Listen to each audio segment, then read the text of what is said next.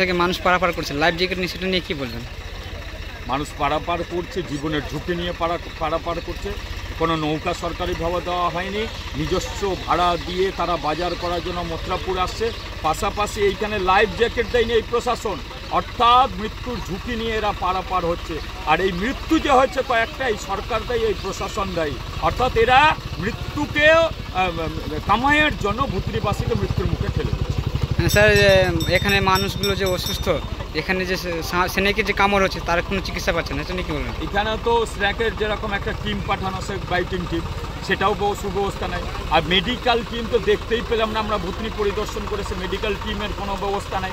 অর্থাৎ হঠাৎ করে যে কেউ অসুস্থ হয়ে যাবে, তার যে উপযুক্ত প্রাথমিক ট্রিটমেন্টের দরকার, সেটার কোনো সুব্যবস্থা নাই। আর বারবার খাতা কলমে দেখানো হচ্ছে যে এখানে মেডিকেল টিম আছে, মেডিকেল যাচ্ছে, সুব্যবস্থা আছে। গোটা পশ্চিমবাংলায় একই অবস্থা, চোরের মারের গলার জোর, আর পুরোটাই দুর্নীতি, পুরোটাই আত্মসাৎ, সমস্ত ক্ষেত্রেই দুর্নীতি। আজকে দেখলাম একটা ডেলিভারি মা, তিনি ছাদের উপরে রয়েছেন, তার ব্যাপারে কি বলবেন?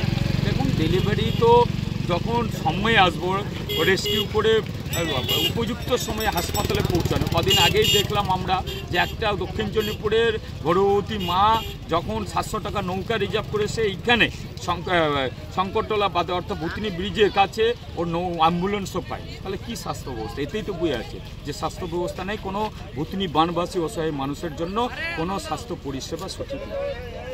এখানে খুব অসুবিধায় আছি, আমাদের এখানে রাস্তা হওয়া চাই, আমরা রাস্তা ধরে যেন ওপারে যেতে পারি, বাদে তো কোথাও যেতে পারবো, ডাক্তারখানা, খাবার কিনতে, আর কিছু কিনতে যেন পারি আমরা।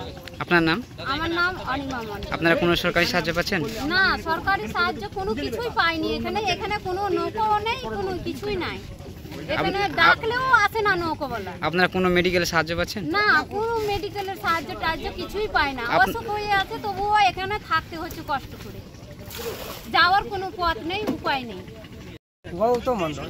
আপনাদের গ্রামের নামটা কি? আমার গ্রামের নাম দেখি শঙ্করটোলা পড়ে, কেউ গিরিটোলা পড়ে, কেউ দক্ষিণ চণ্ডীপুর পড়ে। ছিটছাট বাড়ি, যার ঠেকারা যার বাড়ি, সে বাড়ি বাইরেছি এখানে। আপনাদের যে কোনো সরকারি সাহায্য পেয়েছেন? কিছু সরকারি সাহায্য এক মূল্য উপায় নেই। কোনো জলের ব্যবস্থা রয়েছে আপনাদের জন্য? জলের ব্যবস্থা নাই, ওষুধের ব্যবস্থা নাই, ওই যে কোনো ব্যবস্থা এখানে কোনোদিন কিছু পাইনি আমরা। কোনো সরকারি সাহায্য পাচ্ছেন না? সরকার সাহায্য নেই আমাদের। রাস্তার যা আছে এখানে, রাস্তা আমরা কাদাই চলি, জলই চলি, রাস্তাও কোনো পথ নেই। রাস্তা টাকা আসছে, কি খাচ্ছে না খাচ্ছে, মেম্বার খাচ্ছে না, কে খাচ্ছে জানি না। আপনাদের গ্রাম পঞ্চায়েত? গ্রাম পঞ্চায়েত হলো উত্তর চণ্ডীপুর। উত্তর চণ্ডীপুর, হ্যাঁ। ওই যে কানেকশন কারেন্ট দেখা যাচ্ছে ওই ভেতর, এইটা যখন বার হয়ে কিনা এইখানে এসে মাছ, হ্যাঁ ভেতর দিকে আছে। এইটা এই যে ঘুরছে কিনা, এইটা এসে এখানে ওটা ব্রিজের জলটা যখন লাগছে কিনা, তারপরে রাউন্ড করছে, রাউন্ড করেই কেটে গেল ভিতর দিয়ে। মানে এটা তো একটা বিরাট ফোর্স আসছে, পুরো দেখা যাচ্ছে। এদিকে আমি তো বললাম আর বাংলা ওখানে যেও না, ঘুরিয়ে দেবে নৌকা, এইসব নৌকাও ঘুরিয়ে দেবে না, ওখানে যাবে না, ওটা দিয়ে ব্রিজ দিয়ে যাবে, পার যাবে ব্রিজে, ওখানে নৌকা যাবে, হ্যাঁ যাবে। নেমে গিয়ে ঘুরবে কেমন করে ওই জায়গাটায় দেখতে পাচ্ছি না।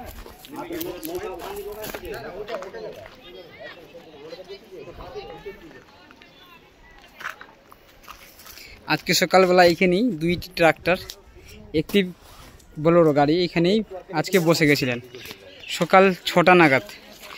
এই মুহূর্তে মথুরাপুরের আমি পুরাতন ঘাটে রয়েছে, যে পুরাতন পেয়েছি যেটা রয়েছে জল পাস করার জন্য, সেই অবস্থার জায়গা দেখতে পাচ্ছি আপনাদের সামনে আমরা তুলে ধরেছি। এই মুহূর্তে ব্রেকিং নিউজ।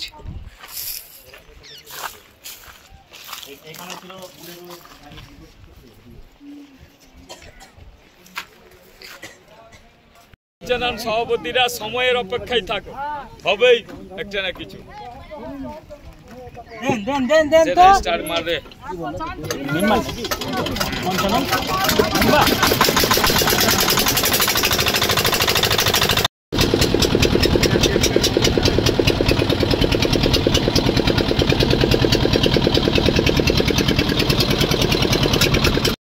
हाँ, लोग चाबा फटाफट, लोग पा दिया दिया, हाँ, और मोबाइल पा दिया जल्दी कर। हाँ,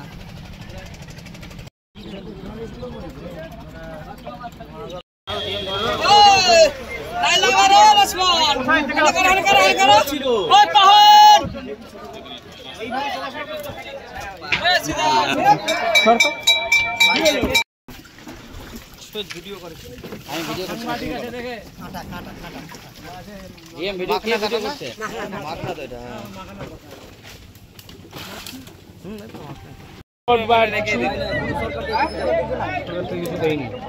কোথায় থেকে আসছেন? যাবেন কোথায়? শামসি যাবেন? ওই আতঙ্কে আছে। আপনার নাম? আপনি কোথায় যাচ্ছেন? কি করতে? আপনি কি করেন এমনি পেশায়? পড়াশোনা করেন।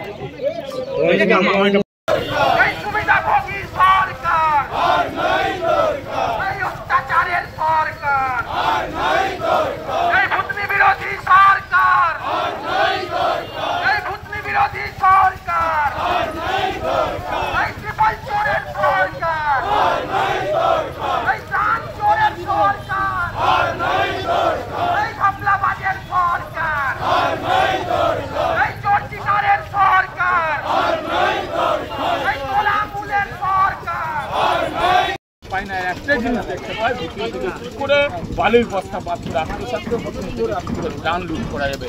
ওরা বন্যা চাই কেন? প্রত্যেকটা তৃণমূলের নেতা ভুতনি থেকে শুরু করে মানিকচকে বাড়ি বাড়ি ত্রিপাল যেন মানে চুরি করে লুট করে তাদের বাড়িতে যায়। ভুতনির মানুষকে কিন্তু তারা এই অসহায় মানুষকে ত্রাণ পৌঁছায় না, ত্রাণের নামে প্ররোচনা করে, ত্রাণের নামে দুর্নীতি করে। আর এটাই বাস্তব। আজকে ভুতনি এসে পুনরায় আমরা বিক্ষোভ